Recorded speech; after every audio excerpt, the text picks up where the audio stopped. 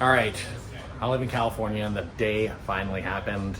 Donna, my 1978 Ford F100 freewheeling, did not pass smog. I'm really annoyed right now. It barely didn't pass, so I'm gonna do a little tinkering to see if I can figure out what happened and then go get retested.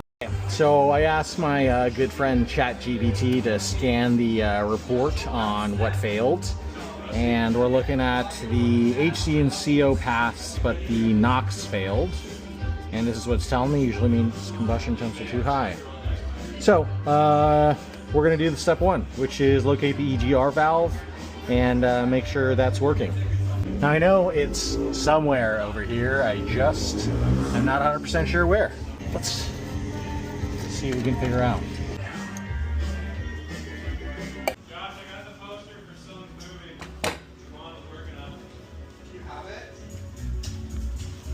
Okay, so it's going to be under here. So that one's on top. Where is it? Okay.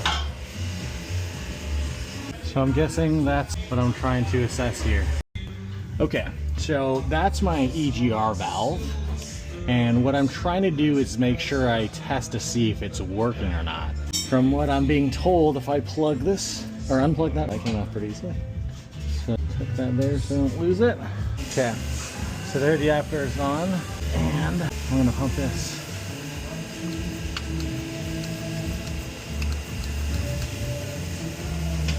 Okay, it's not doing anything. So we are back, doing this in my backyard now. I found out that the EGR valve is no longer holding pressure. There's a diaphragm inside of it, so the diagnosis I've gotten so far is that must be ruptured.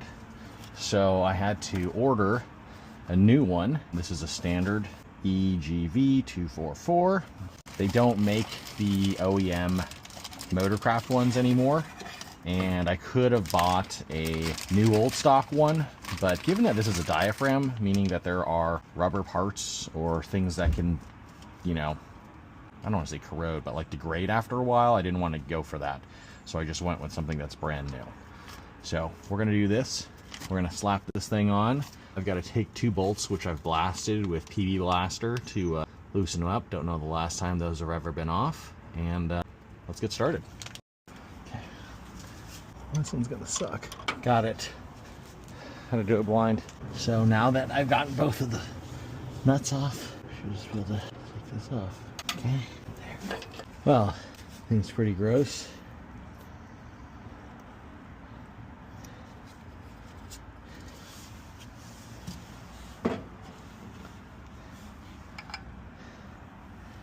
Very gross.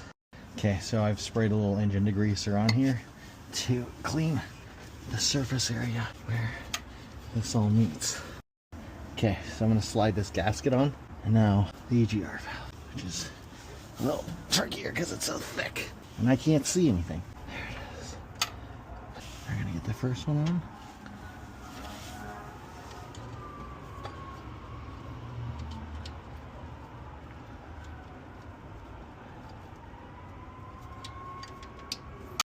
Okay, so I've put the new piece there. I don't know if you can see it, but now we're just going to tighten it, which is this way.